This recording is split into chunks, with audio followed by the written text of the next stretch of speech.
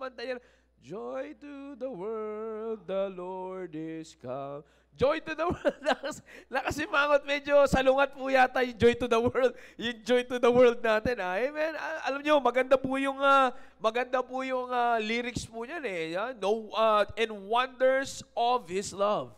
And makikita nyo mga kapatid kung ano yung wonder na yan dito po sa mga, on this Christmas season, yan yung magsasabi ko anong wonder meron sa pagmamahal ng Panginoon Jesucristo. A wonderful love is that there was a Savior that was born for us. Amen.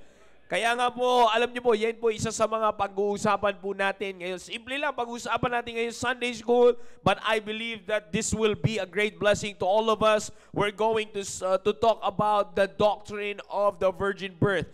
And there are things na kailangan maunawaan po natin when it comes to the doctrine of the virgin birth. Basic foundational things na dapat po nating maunawaan, dapat po nating matutunan para patuloy po tayong para hindi tayo kumbaga nakikiuso lang sa mga kaganapan. Amen. Alam niyo po, dito sa ating simbahan, matagal na po nating narinig sa ating mahal na pastor, the purpose of the church is for Bible education. Amen. That's the main purpose of the church. Kaya, pag pupunta po tayo sa simbahan, the right spirit ay hindi yung may alam na tayo kagad. Yeah? Alam niyo po yan. Ito, just to give you a tip, brethren. Para sa bawat isa po sa atin, whether matagal na tayo sa simbahan or hindi, pag pumapasok tayo sa simbahan, huwag mo kagad isipin na may alam ka. The reason kung bakit tayo pinapasok ngayong umaga, ginising, pinagbihis, pinaligo, walang nag-iimin ginising at binihisan tayo ng Diyos, dinala tayo dito safely mga kapatid. It's because pinapasok tayo sa simbahan na ito. It's because may gusto siyang tayo ay may matutunan. Amen. Gusto niya na meron tayong matutunan. Kaya hindi tayo matututo kung papasok tayo sa loob ng simbahan tapos ang isip natin kagad may alam na tayo. Yan yung nagbablock kung bakit maraming Kristiyano ang hindi lumalago at hindi natututo sa salita ng Diyos. Kaya mga kapatid, as we are inside this auditorium this morning, ilagay na kagad natin sa isipan natin, I'm here to learn and I'm here to grow. Amen! Amen! Are we ready for the Sunday school? Amen! Isaiah chapter 7 verse number 14 of your Bibles, please. Isaiah chapter 7 verse number 14, a very familiar passage. Okay? Isaiah chapter 7, verse number 14. Okay? Are you there? Amen. All right, we're right on time. Isaiah chapter 7, verse 14, the Bible says, therefore the Lord himself shall give you a sign. Behold, a virgin shall conceive and bear a son, and shall call his name Emmanuel. Tayo po ay manalangin. Dakila namin Diyos na makapangyarihan sa lahat. Maraming salamat po Panginoon sa oras mo na ito na ipinagkaloob niyo po sa amin. Salamat o Diyos at patuloy niyo po kaming pinangunahan. Salamat at muli biniyayaan niyo po kami Panginoon ng kalakasang pisikal para mapunta po sa loob ng inyong bahay sambahan. Salamat Panginoon. Kayo po ang siyang natatanging dahilan kung bakit po kami nandito ngayon sa loob ng simbahan. Kaya nawa, Panginoon, please, as we go through our Sunday school lesson, please continue to use thy servant, O God. I'm nothing without you, O God. Please help me to deliver this lesson, this great truth that we have to ponder on, O God, this basic and foundational truth, O God, about the virgin birth, so that we will once again be reminded how important this doctrine is. At hinihiling din po namin, Panginoon, hihiling ko po sa bawat isa po sa amin, Panginoon, na patuloy yung pagkalooban ng sapat na kalakasang pisikal, Panginoon, and mental awareness, O God. At alam mo po, yung iba, Panginoon, ay may mga pinanggagalingan pa, mga businesses, O God, and some of them nag-travel, gumising na maaga, Panginoon, to travel mula sa malayong lugar, Panginoon. Please, Panginoon, huwag niyo pong pahintulutan na masayang, Panginoon, ang kanilang pagpunta sa simbahan po ninyo. Pangunahan niyo po kami sa umaga po na ito. Pangunahan niyo po kami sa aming Sunday school lesson, O God. All the glory belongs to you only, O God. In Jesus' name we pray. Amen. Please be seated.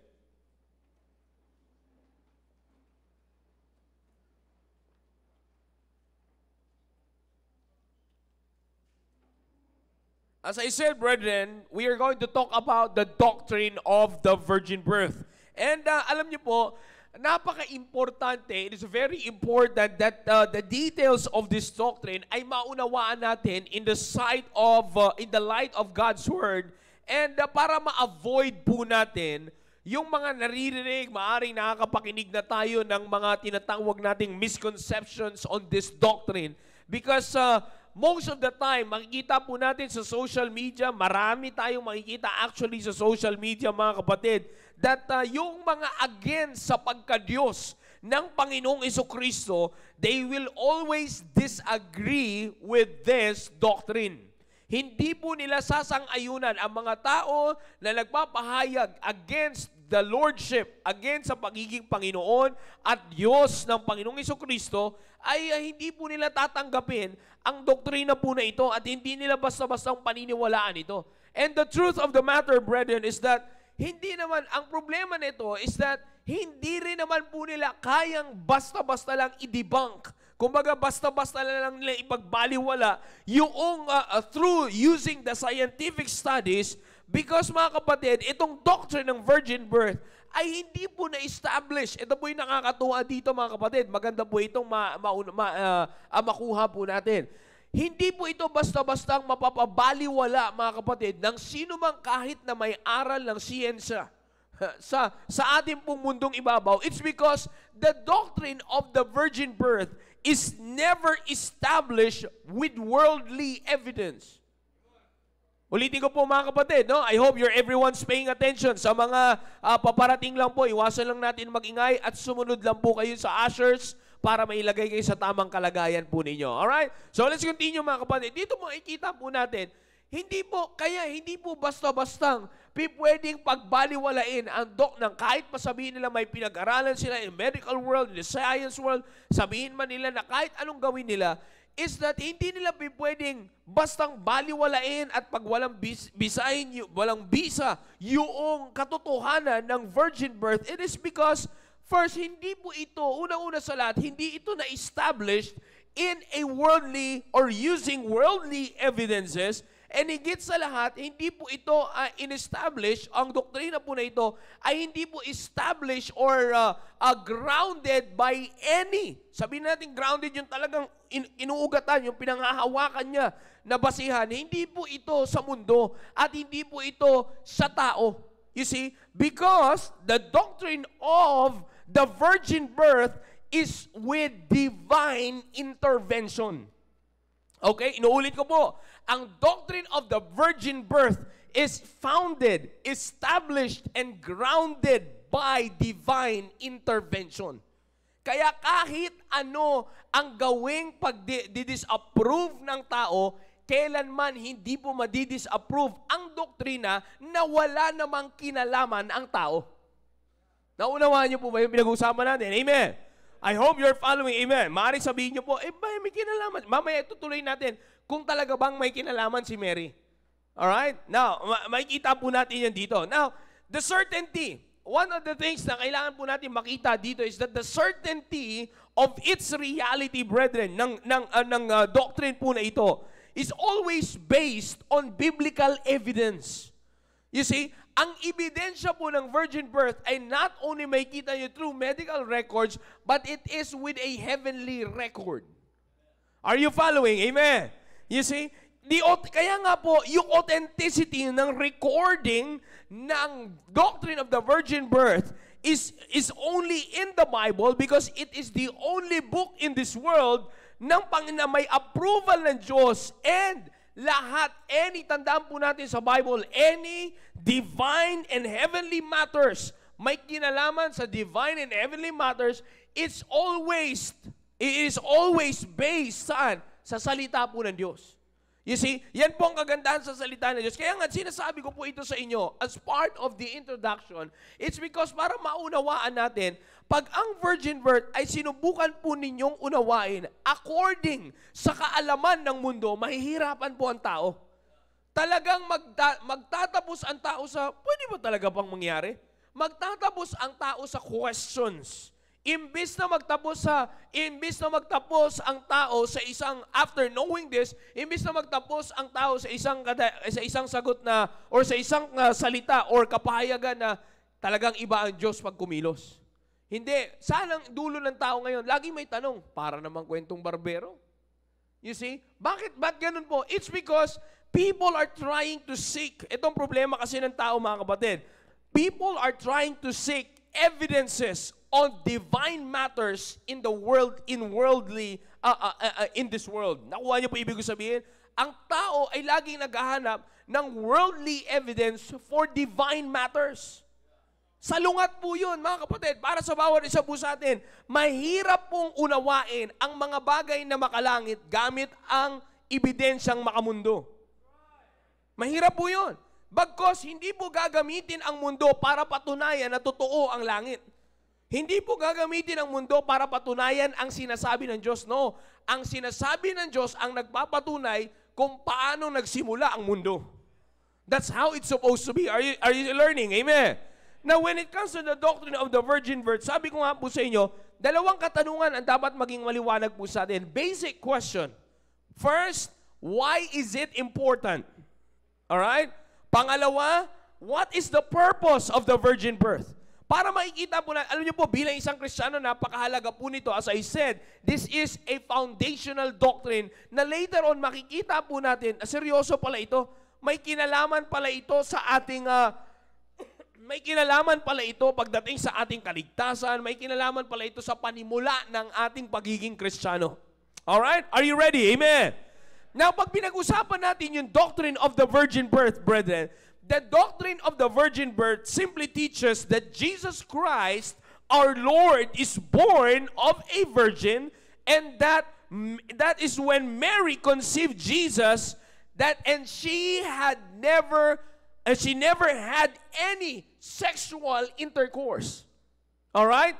Inuulit ko po, ang doctrine of the virgin birth ay nagtuturo that Jesus Christ, our Lord, is born of a virgin. Na kung saan siya po ay dinala ni Mary without having any sexual intercourse. So diyan pa lang makikita natin, it's not the usual way of carrying or panimula ng pagkakaroon ng bata. Amen? You see, alam ko naman po, alam natin ito. And this is science. Makikita po natin, mga kapatid, hindi pwede naturally speaking, no? Naturally speaking, hindi pwedeng magkaroon ng bata kung walang binhi ng lalaki. Amen? You see that? So makikita po natin, mga kapatid, ngayon, of course, sabihin natin, hindi sir, pwede na mangyari yan. Nakikita natin ngayon na kahit walang asawa yung babae, nagkakaroon, still, may pinakailangang isa na donor para makabuo ng tao.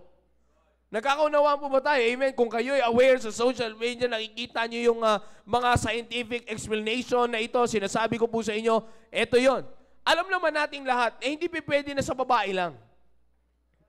Are you still following? Amen? See, we're studying here. Wag po kayo mag-alala. There's no malice in it. Nag-aaral po tayo ng salita ng Diyos. Amen? You see? So katulad po ng sinasabi ko, mga kapatid, kailangan. So yan yung makikita po natin. But this time, the virgin birth ay nagtuturo po, mga kapatid, na yan po ay nangyayari. Ang Panginoon Jesucristo ay dinala ni Mary without having any intercourse.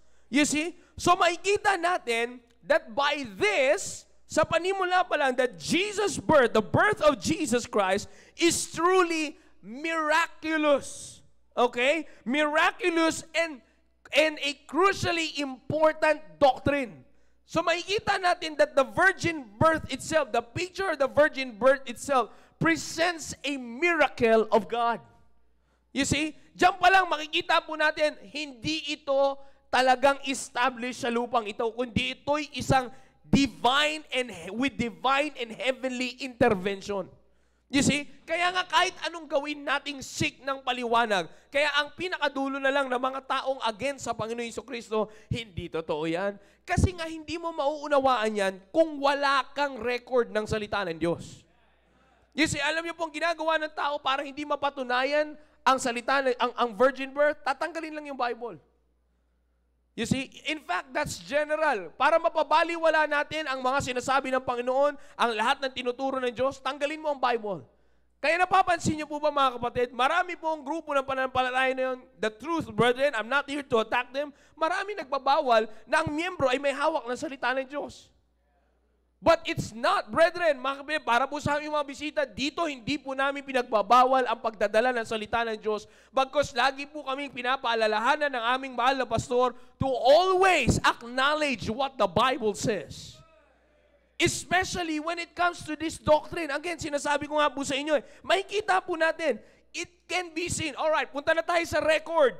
Binasa natin kanina, but brethren, in these passages na babasahin natin na sunod, ito po ay nagpresent the miraculous doctrine of the virgin birth. Okay, Matthew chapter 1, very familiar po ito. Mamaya, lagyan nyo na po ng harang yan, kasi mamaya, pag-uusapan din po natin ulit yung passage po na yan. So, binasa po natin kanina sa Isaiah chapter 7, verse 14. Now, let's read Matthew chapter 1, verse 23. Alright? Matthew chapter 1 verse 23. Sabi ng Bible, behold, a virgin shall be with child, and shall bring forth a son, and then shall call his name Emmanuel, which being interpreted is God with us. Behold, a virgin shall be with child. That's a miracle. Do you believe that? Amen. You see, meron ba sinasabi ng Bible, Luke chapter 1, Luke chapter 1 verse 27, sabi po ng Bible, and also verse number 34. Babasahin ko po verse number 27. Luke chapter 1 verse number 27. Sabi ng Bible, to a virgin espoused to a man whose name was Joseph. Luke chapter 1 verse 27. Yeah. Verse 27. Sabi ng Bible, to a virgin espoused to a man whose name was Joseph of the house of David, and the virgin's name was Mary. So makikita po natin dun sa book of Matthew, yung sinabi that there's a virgin that shall be with child, may pangalan. Pupunta po tayo sa detalye. May pangalan. Kaya hindi ito pwede na. Katulad nung sa rich man and Lazarus, marami po nagsasabi na hindi daw totoo yung event na yun. That's only a parable. No, there's a proper noun. Ibig sabihin sa construction, mga kapatid, may tiyak na pangalan na nandoon. You see, ibig sabihin kung yun ay may record ng pangalan, it happened.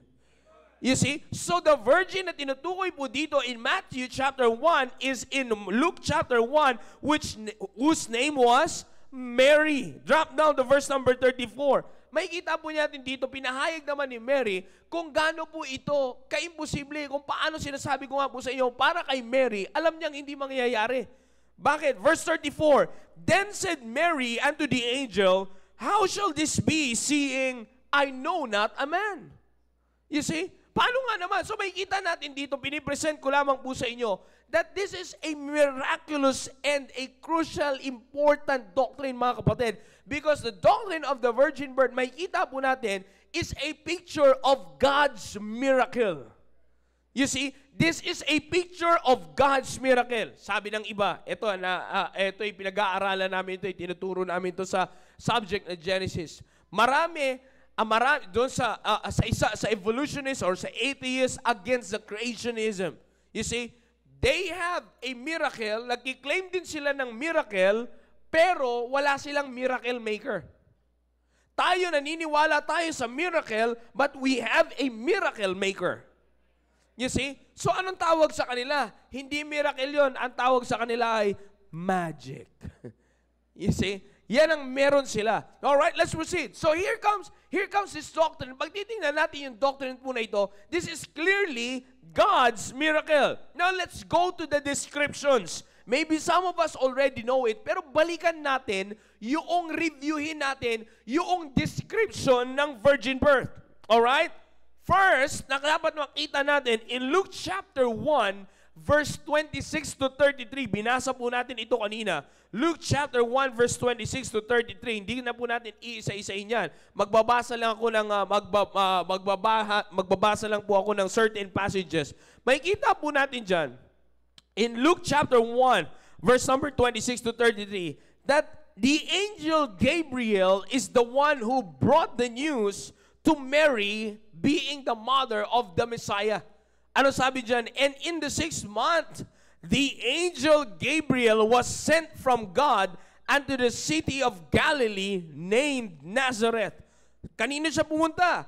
To a virgin espoused to a man whose name was Joseph and of the house of David, and the virgin's name was Mary. So who brought the message to Mary? It's the angel Gabriel. Sino po yun? Angel Gabriel, God's messenger. Second na makikita natin that when it comes to the description of the virgin birth, binasa natin kanina, in verse number 24, makikita natin how Mary questioned kung paano mangyayari ang bagay na ito since she was a virgin. And then in verse number 35, makikita po natin na in-indicate dito that the angel Gabriel indicates the nature of the miracle conception. Alright? Ano po yung nature ng miracle conception? Basahin natin yung question na binasa natin kanina, verse 34. Then said Mary unto the angel, how shall this be, seeing I know not a man? Verse 35, and the angel answered and said unto her, the Holy Ghost shall come upon thee, and the power of the highest shall overshadow thee. Therefore also that holy thing which shall be born of thee shall be called the Son of God. So maliwanag dito, pinakita dito ni Angel Gabriel yung nature ng kanyang miraculous conception sa pamamagitan ng pag-overshadow ng Holy Spirit. You see? Maliwanag ng Holy Ghost. Maliwanag yung sinasabi po ng Biblia. So dito makikita po natin, sa binasa po talata po sa inyo na ito, sa nature ng miraculous conception, it clearly points out dito po sa bagay na ito na ito pong patalata po na ito, it didn't point out to any human act, but makakakita po tayo dito ng agencies, the two agencies kung saan ang Panginoong Hesukristo, sa kapanganakan ng Panginoong Hesukristo, amen. Ano yun? First is the Holy Spirit, and next is the power of God. Makikita po natin in verse 35, in-indicate dito ng angel na mangyayari ang virgin, ang conception, ang miraculous conception na ito, mangyayari because of the two agencies. Hindi pino-point out dito ni Angel Gabriel sa mga talatang binasa natin ang kahalagahan mismo ni Mary. But ang pinaka-binibigyan ng stress out dito na mangyayari ang miraculous conception because of the overshadowing ng Holy Ghost and the power of God. Maliwanag yung sinasabi mo ng Biblia. You see? So makikita natin mga kapatid, na the same po ang information na ito na binigay din ng angel kay Joseph. Let's go to the book of Matthew. Alright? Matthew chapter 1 verse 18 to 25. Pero babasahin na lang po natin dito yung verse number 20. Okay? Verse number 20 ng Matthew chapter 1. But while he thought on these things, behold, the angel of the Lord appeared unto him in a dream, saying, Joseph, thou son of David, fear not to take unto thee Mary thy wife, for that which is conceived in her is of the Holy Ghost. You see, that which is conceived of her ay kanino? Is of the Holy Ghost. So makikita natin na ito po mga kapatid ay parehas. You see, parehas. And ang patunay talaga na wala na po itong, ang patunay mga kapatid na it's not pointing out to any human act. Sa verse number 25, babulan sa verse number 25, or let's read verse 24. Then Joseph, being raised from sleep, did as the angel of the Lord had bidden him, and took unto him his wife. Verse 25, sabi ng Bible, and knew her not till she had brought forth her firstborn son, and he called his name Jesus, and knew her not. Ibig sabihin mga kapatid, on the entire pangyayari ng miraculous conception of the Virgin Mary, mga kapatid, maliwanag sinasabi ng Biblia dito at ibinibigyan ng stress ng Biblia po dito, ng emphasis ng Biblia dito, that there's no point or there's no highlight pagdating sa human act. But that the human vessel, that the Virgin Mary is only being used by God as the human vessel for God's miracle. Maliwanag po ba yan? Amen. ang totoo po niyan, kung mauunawaan niyo po yung sinasabi ko po sa inyo ngayon, magkakaroon na po kayo ng question kung bakit kaya maraming sumasamba kay Mary.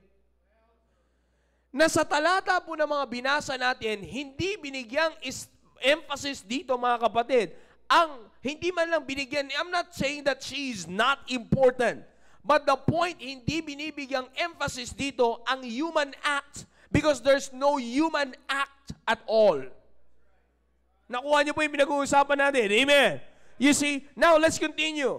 The prediction of the virgin birth, mga kapatid, pinakita na po ito sa Old Testament with the fulfillment sa New Testament. Kanina binasa natin yung Isaiah chapter 7 verse 14. The fulfillment is in Matthew chapter 1 verse number 22. Sabi po ng Biblia, now all this, I'm in the book of Matthew. Hindi ko nababasahin 7:14, binasa na natin kanina. Sa Matthew chapter 1 verse 22, sabi ng Biblia, now all this was done that it might be fulfilled which was spoken of the Lord by the prophet saying, verse number 23. The same na binasa natin sa Isaiah chapter 7 verse 14. Behold, a virgin shall be with child, and shall bring forth a son, and they shall call his name Emmanuel, which being interpreted is God with us. So makikita po natin dito mga kapatid, as part of the description, na binanggit ko rin po ito last Sunday po sa inyo. Ano po? Binanggit ko rin po ito sa inyo last Sunday. Yung kahalagahan po ng bagay po na ito na makikita po natin na it is being prophesied. Yung katotohanan ng kapanganakan, it's being prophesied. You see? At merong witness po dyan. May mga naka-witness po dyan. So makikita po natin na hindi mo pwedeng questionin ang reality ng virgin birth, ng doctrine of the virgin birth. It's because may prediction and merong fulfillment. Amen!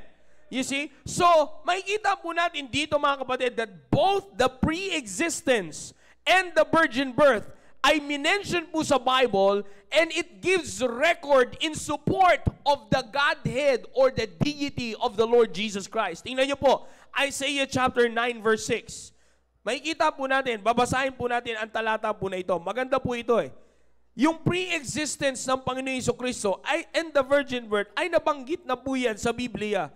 In support, ito po kinuha ko lang, to support the misconceptions na nagsasabing ang Panginoon Jesucristo ay hindi Diyos.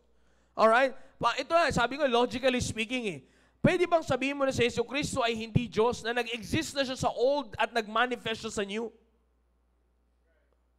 Yung palang mga kapatid na katanungan eh. Ano na po yan eh? Kumbaga, eye-opener na dapat yan eh. Ano po yun? Eh, kita mo, nag-exist na siya sa old. Nag-exist na siya sa old and then nag-manifest siya sa new. So, ibig sabihin, noon pa na bago siya nag-manifest, eh buhay na siya.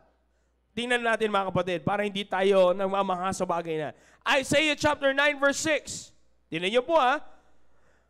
For unto us a child is born, unto us a son is given. Nakuha niyo po ba yung talata? For unto us a child is born, unto us a son is given. This clearly indicates that the child that will be born is the son that will be given. Sino yun? Ayan, maliwanag sinasabi ng Biblia. Government shall be upon his shoulder, and his name shall be called Wonderful, Counselor, the Mighty God. Yung maliwanag yan, no? The Everlasting Father, the Prince of Peace. Paano mo i-questionin yung pagka-Diyos ni Kristo? He is, ang sabi ng Biblia, He is the child that will be born and the son that will be given. You see, another passage ng pre-existence ng Panginoon Jesucristo and the virgin birth, na lang magkasama po yan, magkatambal po yan. Punta tayo sa old kanina, punta tayo sa new, para walang takas. Old and new. Are you still following? Amen. Galatians chapter 4. Alright? Sabi ko sa inyo, ang ebidensya nasa Biblia eh. Galatians chapter 4, verse number 4. Sabi po ng Bible, But when the fullness of the time was come, God sent forth His Son, made of a woman. Maliwanag yun, sinasabi ng Biblia. made of a woman, made under the law, to redeem them that were under the law, that we might receive the adoption of sons. Maliwanag yung sinasabi ng Biblia. God sent forth His Son made of a woman. Parang binaliktad lang yun parang binaliktad lang yung binasa natin kanina sa book of Isaiah, mga kapatid. You see? A child is born and a son is given. Dito naman, in-emphasize dito that God sent forth His Son made of a woman. So nakikita nyo how they support each other, the pre-existence and the virgin birth. Both of this ay magkasama sa isang talata. Nakukuha niyo po yung pinag-uusapan natin, mga kapatid. Ang pre-existence ng Panginoon Jesucristo at ang kanyang kapanganakan ay pinagsasama sa isang talata na binasa natin sa Old at binasa natin sa New, na both of this ay nagpapatunay na yung ipapanganak from the woman ay anak ng Diyos. At yung ipinanganak na yon, made of a woman, ay siya ring ay siyang pinadalang anak ng Diyos para maging tagapagligtas. You see, so makikita natin, mga kapatid, na both of these gives record pagdating sa pag-support. So dito, mga kapatid, makikita natin that when it comes to the doctrine of the virgin birth, napaka-importante na makikita na natin dito yung framework ng kahalagahan ng doctrine of the virgin birth. It's because of the reason na na ito po ay nagsusupport sa existence ng Panginoong Jesucristo at sa pagka-Diyos ng Panginoong Jesucristo. Maliwanag po yan. Kaya minsan, akala natin, basta-basta lang natin nakikita, natutuwa tayo, sa mga bilin, nandun si Mary, nandun si Baby Jesus, natutuwa tayo sa mga dekorasyon. Di natin alam, ang bigat pala ng bagay po na yan. You see, akala natin pan-display lang, hindi natin alam, may mabigat pala ang kadahilanan, yung virgin birth po na yan. You see that? Now, in the virgin birth, there are two components that are involved, okay? First, the immaterial na tinatawag. Yung immaterial, of course, immaterial, we're talking about the Spirit of God. And the material is none other than Mary's womb. Alright? It is Mary's womb. Now, kung saan makikita natin, mga kapatid, itong pangyayari po na ito sa virgin birth is also, kaya sabi ko po sa inyo, makikita niyo yung reality dito eh.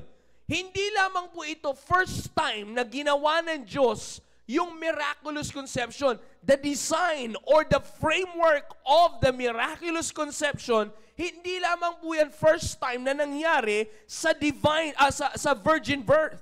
Hindi po lamang dyan una nangyari yan. Saan po nangyari yan? Tingnan nyo po makikita natin at the very first book of the New Testament. Pinakita po dyan kay Joseph yung may mangyayaring virgin birth. Na pinakikita ko po sa inyo ngayon na hindi lamang po dyan na unang nagpakitang, kumbaga, I'm just use this term for the sake of illustration. Kumbaga sa pagpapakitang gilas ng Diyos sa bagay na yan, na kaya niyang gawin yan, hindi lamang yan nangyari una sa virgin birth.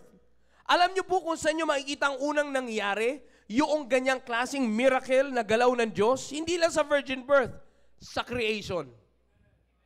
Papatunayan ko po sa inyo, alright? Are you still following? Amen. Genesis. Mula Matthew, punta tayo sa Genesis. Alright? Kita nyo, ang ganda ng salita ng Diyos, mga kapatid, no? Nagsusuportahan sa isa't isa. Kaya hindi natin pwedeng questionin yung salita ng Diyos. Amen? Alright, amen, amen. Alright, let's continue. Alright, para sa mga answers, papunan na natin itong dito sa taas. Alright? Genesis chapter 1. Verse number 1. In the beginning, God created the heaven and the earth. And in verse number 2, sabi ng Bible, and the earth was without form and void. All right? The earth, before the Lord started na ayusin ang mundo, the earth was described as formless, empty, and dark. Verse 2, the earth was without form and void, and what? Darkness was upon the face of the deep. Anong representation yan pagdating sa virgin birth? Anong meron dyan? Paano natin maintulad yan sa virgin birth? Mary's womb was an empty, barren place. Nakuha niyo po, mga kapatid? Mary's womb is an empty place. Wala pa rin naman. Virgin yun eh. Nakuha niyo ba yung pinag-uusapan natin? Alright, ituloy po natin mga kapatid. Now, sa verse number 2, makikita natin, may kadugtong. And the Spirit of God moved upon the face of the waters. So makikita po natin, from the empty earth, the Spirit of God moved and everything started. Alright? Punta tayo kay Mary. When the Spirit came upon Mary, the conception started. Luke 1:35, punta natin. Balik tayo, Luke chapter 1 verse 35. Punta tayo lagi, suporta ng salita ng Diyos. Ano sabi ng Bible? And the angel answered and said unto her, the Holy Ghost shall come upon thee, and the power of the highest shall overshadow thee. That's the moving of the Spirit of God. So makikita nyo mga kapatid, dito sa talatang mga binabasa natin, pinapatunayan ko po sa inyo na mabigat, mahalaga ang doctrine of the virgin birth. Una, it talks about the pre-existence and it supports the pre-existence and the virgin birth. Both of these supports the deity of the Lord Jesus Christ. Secondly, makikita po natin dito kung bakit mahalaga because dito po ang virgin birth as well ay nagpapatunay na ang Diyos, even from the very beginning, is always the God of miracle. You see, so makikita natin dito mga kapatid, yung ginawa niya kay Mary, ginawa niya noon pa. You see that? Yung nangyari kay Mary, bago pa tayo nag-exist, ginawa niya na sa creation. The earth was empty. The earth was nothing until the Spirit of God moved. Mary's womb is empty because she was a virgin until the Spirit of God moved. So, ikita niyo mga kapatid kung paano nagsusuportahan ang salita ng Diyos. That's why, napaka-importante ng doctrine po na ito because it's a foundational framework pagdating po sa ating Kristiyanong pamumuhay. Tingnan niyo po. In John chapter 1 verse number 14, one of the main reasons why the virgin birth is important, it is the means for the Word to be made flesh. Alright? John chapter 1 verse 14, maliwanag naman po yung talata po na ito. Bagamat ito po ay familiar na po sa atin, let's read the Bible. John chapter 1 verse 14, and the Word was made flesh and dwelt among us, and we beheld His glory, the glory as the only one begotten of the Father, full of grace and truth. And the Word was made flesh. It is the way, brethren, the virgin birth is the way of the incarnation that the eternal Son of God took on human flesh without losing its divine nature. Alright? Without losing its divine nature and added a human nature. So makikita natin mga kapatid, ganyan po katindi ang virgin birth. Siya po ang nagpapatunay na ang Diyos, nung ang Diyos was made flesh, hindi po nabawasan at hindi nawala ang kanyang pagka-Diyos. You see? Hindi po yan nawala. And secondly, it also preserves the truth that Jesus is fully God and fully man at the same time. You see that? His physical body, lahat po yan, his physical body is all from Mary, while his eternal holy nature was from all eternity past. From all his eternity past. Kaya nga may kita po natin dito mga kapatid, hindi talaga siya nabahiran ng sinful nature because Joseph wasn't able to pass on his sinful nature sa Panginoong Jesucristo. Because simply, he is not the Father. You see? Therefore, there's no sin nature na naipasa kay Joseph. Nakuha niyo po ba yun mga kapatid? You see? Kaya nga, seed of a woman, hindi seed of a man. You see, kaya hindi na naipasa sa kanya yung sinful nature. You see? And it's all because of God's miracle on the virgin birth. Now, what's the purpose, mga kapatid? Magtatapos na po tayo. Dito makikita natin, mga kapatid, yung kahalagahan that only God, ito na yung sinasabi ko sa inyo sa introduction kanina, Only God took the initiative to reach out to mankind and that we have no part over it. Only God took the initiative. Wala ngang kaalam-alam si Mary na magkakaroon siya ng mangyayari sa kanya. Kung hindi pa siya lapitan ng angel. So, ibig sabihin, ginamit siya ng Diyos. God took the initiative to reach out mankind. I will perform a miracle. I will use a virgin to conceive my son. You see that? Not seed of a man, but seed of a woman. Bakit? Para manatili ang divine nature at hindi matouch ng sinful nature. How will it happen to a virgin without sexual intercourse? The Holy Spirit of God will move just like what He did in the creation. So makikita natin mga kapatid, sa bagay po na ito, ito po yung kadahilanan kung bakit similar po ito sa ating kaligtasan. Same thing with our salvation. It's based on God's initiative and God's power. Wala naman nag-seek ng kaligtasan. Simula nung tayo maging makasalanan. Who took the initiative to save us? God. You see, whose power is the reason why we are saved? God. So makikita niyo po mga kapatid, yung doctrine of virgin birth, malaki ang kinalaman nito pagdating sa kaligtasan natin.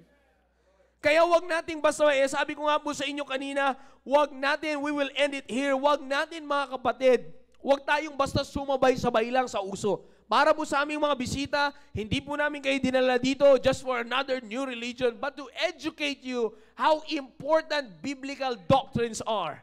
Lalong-lalo na po ngayon, pagdating dito po sa ating pong mga pinangahawakan doktrina on this Christmas season, andyan yung virgin, wala na pumapansin. In fact, hindi na mahalaga, hindi na napag-uusapan ang doktrina pagdating sa Christmas season.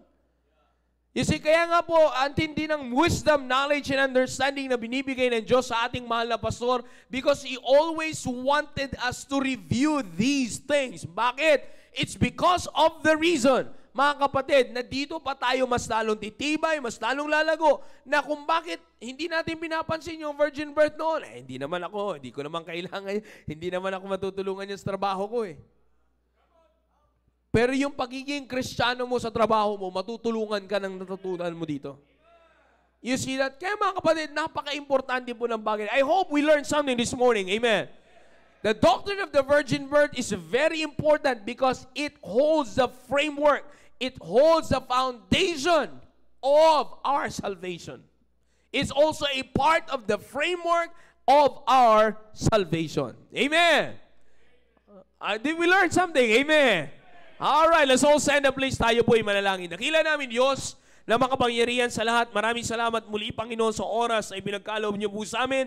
Salamat, Panginoon, binayayaan niyo po kami ng pagkakataon na matuto, lumago, Panginoon, sa inyo pong salita, Panginoon. Salamat, Panginoon, that you perform one of the greatest miracle na kung saan pinahintulutan niyo that Mary will conceive your Son, O God, so that you'll be able to reach us out and give us the salvation that we need. Maraming salamat po, Diyos, sa kadakilaan niyo sa buhay po namin. Ibinabalik po namin ang lahat ng papuri at pasalamat sa inyo sa pangalan ni Jesus. Amen. All right.